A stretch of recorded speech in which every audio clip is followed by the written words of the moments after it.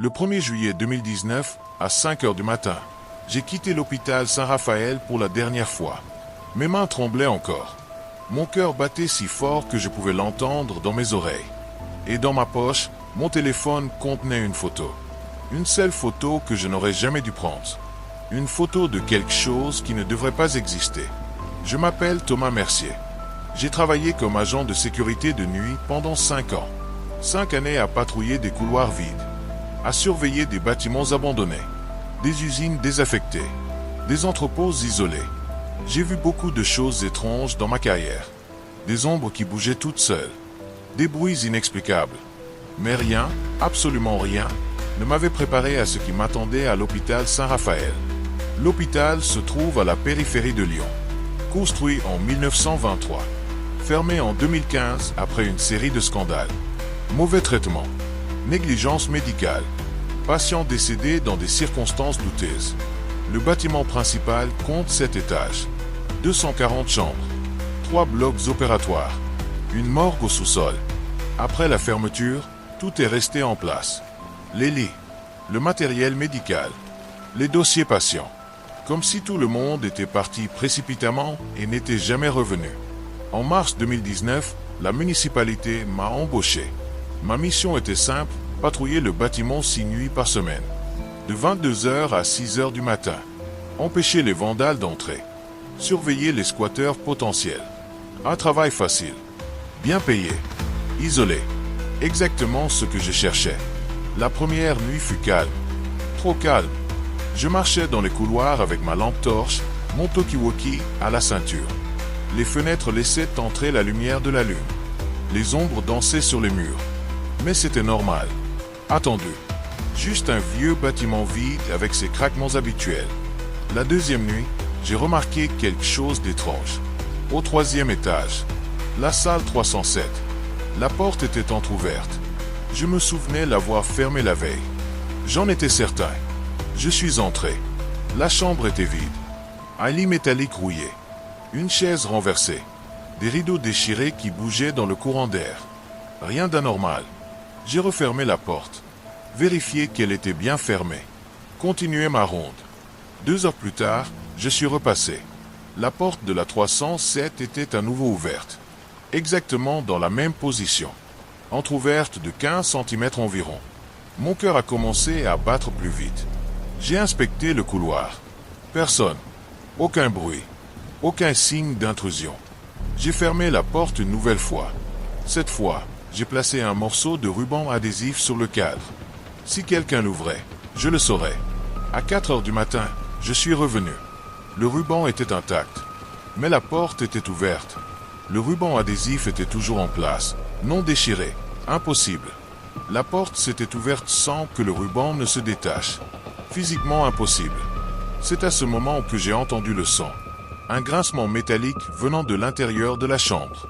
Lent, régulier, comme quelqu'un se balançant sur le lit métallique. J'ai allumé ma lampe et suis entré rapidement. La chambre était vide, mais le lit bougeait encore légèrement, comme si quelqu'un venait juste de se lever. Les nuits suivantes, les événements se sont intensifiés. Porte qui s'ouvrait. Lumière qui s'allumait dans des sections où l'électricité était coupée depuis des années. Ascenseur qui montait et descendait sans personne à l'intérieur. Et toujours, la salle 307 au centre de tout. J'ai commencé à faire des recherches. J'ai découvert que la chambre 307 avait une histoire particulière. Entre 2010 et 2015, 9 patients y étaient décédés. 9 décès en 5 ans dans la même chambre. Tous dans des circonstances étranges. Arrêt cardiaque soudain chez des patients jeunes et en bonne santé. Complications inexplicables. Le personnel infirmier refusait d'y travailler. Il l'appelait la chambre maudite. Une semaine après avoir commencé, j'ai vécu quelque chose qui a tout changé. C'était un mardi, 3 heures du matin. Je faisais ma ronde habituelle au 5e étage quand j'ai entendu une voix. Une voix de femme. Claire, distincte, venant du couloir principal. Aidez-moi. Je me suis figé. Mon sang s'est glacé. J'ai attrapé ma lampe et me suis dirigé vers le son. Le couloir était vide. Complètement vide. Mais la voix a continué. S'il vous plaît, aidez-moi. Plus proche maintenant. venant de la chambre juste devant moi. La 512. J'ai poussé la porte. La chambre était dans le noir total. J'ai balayé l'espace avec ma lampe. Rien, personne. Mais j'ai senti quelque chose. Une présence. Un froid intense qui ne venait pas de l'extérieur, mais de l'intérieur même de la pièce. Pourquoi personne ne m'aide? La voix était juste à côté de moi maintenant. Si proche que je pouvais sentir un souffle près de mon oreille. J'ai fait volte-face. Rien. J'ai couru hors de la chambre. Le couloir. L'escalier. Le hall principal. Je ne me suis arrêté qu'une fois dehors, dans le parking, sous les lumières de sécurité. J'ai failli démissionner cette nuit-là. Vraiment. Mais quelque chose m'a retenu. Une partie de moi voulait comprendre. Voulait savoir ce qui se passait réellement dans cet hôpital. Et puis, le salaire était excellent. J'avais des factures à payer. Je me suis convaincu que c'était mon imagination. Le stress, la fatigue, l'isolement. Rien de plus. Si cette histoire vous plaît, laissez un like et abonnez-vous à la chaîne pour plus de récits comme celui-ci. Et dites-moi en commentaire quelle histoire vous voulez entendre ensuite. Mai 2019. 2 mois après mon embauche. Les phénomènes sont devenus impossibles à ignorer. Chaque nuit apportait quelque chose de nouveau, de plus intense, de plus terrifiant. J'ai commencé à entendre des pas. Pas juste des grincements de plancher ou des sons de bâtiments. Des pas clairs, délibérés, suivant le même chemin chaque nuit. Du hall principal au 3e étage. Couloiret. Direction chambre 307. Et ils s'arrêtaient toujours devant cette porte. Une nuit, j'ai décidé de les suivre. Équipé de ma caméra portable, j'ai filmé tout le parcours. Les pas montaient l'escalier principal. Je les suivais à distance. Le son était parfaitement clair dans le silence. Des semelles dures sur le carrelage. Quelqu'un marchant normalement. Pas en courant. Pas en se cachant. Juste marchant comme si c'était normal d'être là. Au 3e étage, les pas ont tourné à gauche. Vers la 307. Je les ai suivis. Mon cœur battait si fort que je craignais qu'on ne l'entende. Les pas se sont arrêtés devant la porte. J'ai tourné le coin, caméra levée, lampe allumée. Le couloir était vide. Absolument vide. Mais la porte de la 307 s'ouvrait lentement. Toute seule. Centimètre par centimètre. Et de l'intérieur venait une lumière.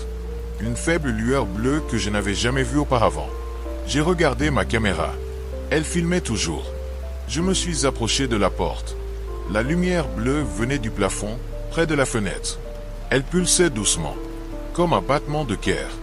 Et dans cette lumière, j'ai vu quelque chose qui m'a fait reculer d'horreur. Une silhouette, debout près du lit, le dos tourné vers moi, immobile. La forme d'une femme en blouse d'hôpital. Ses cheveux l'ont tombé sur ses épaules. Et même si je ne pouvais pas voir son visage, je savais qu'elle savait que j'étais là. J'ai murmuré « Bonjour ». La silhouette n'a pas bougé. La lumière bleue a continué à pulser. Et puis, très lentement, la tête a commencé à tourner. Pas les épaules, pas le corps, juste la tête, tournant dans un angle qui ne devrait pas être possible. 180 degrés complet jusqu'à ce que je puisse voir son visage. Sauf qu'elle n'avait pas de visage. Juste un vide sombre. Un trou noir où auraient dû se trouver ses traits. Et de ce vide venait un son. Un gémissement faible qui est devenu un cri strident. J'ai couru. J'ai laissé tomber ma caméra, ma lampe, tout. J'ai couru dans les escaliers, à travers le hall, vers la sortie. Je n'ai pas regardé en arrière. Pas une seule fois. Je suis monté dans ma voiture et j'ai roulé jusqu'à ce que le soleil se lève. J'ai appelé mon superviseur le lendemain. Je lui ai dit que je démissionnais. Problèmes familiaux. Urgence personnelle. N'importe quelle excuse qui ne le ferait pas penser que j'étais fou. Mais il m'a convaincu de revenir. Une seule nuit. Pour récupérer mon équipement. Ma caméra. Mon badge. Il a doublé mon salaire pour cette dernière nuit. J'ai accepté. Quelle erreur. Le 30 juin 2019. Ma dernière nuit. Je suis arrivé à 22 heures avec un plan simple. Entrer. Récupérer ma caméra au 3e étage. Prendre mes affaires au bureau de sécurité. Partir. 30 minutes maximum. Le bâtiment semblait différent cette nuit-là. Plus sombre. Plus oppressant. Comme s'il savait que je partais et n'aimait pas ça. J'ai monté les escaliers jusqu'au 3e étage. Le couloir était exactement comme je l'avais laissé. Ma caméra était toujours sur le sol devant la 307. Je l'ai ramassée, vérifié qu'elle fonctionnait. Et j'ai fait l'erreur de regarder les dernières images enregistrées. Ce que j'ai vu m'a glacé le sang. La vidéo montrait exactement ce que je me souvenais avoir vu.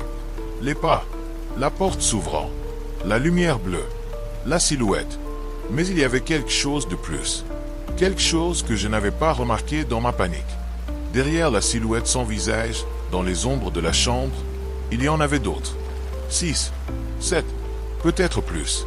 Toutes debout, toutes immobiles, toutes tournées vers moi. Et au moment où la première silhouette avait tourné sa tête, toutes les autres l'avaient fait aussi. Tout en même temps, toutes me regardant avec ces vides sombres où aurait dû être leur visage. J'ai éteint la caméra. Mes mains tremblaient tellement que j'ai failli la faire tomber à nouveau.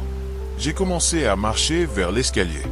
Lentement d'abord, puis plus vite, puis j'ai couru.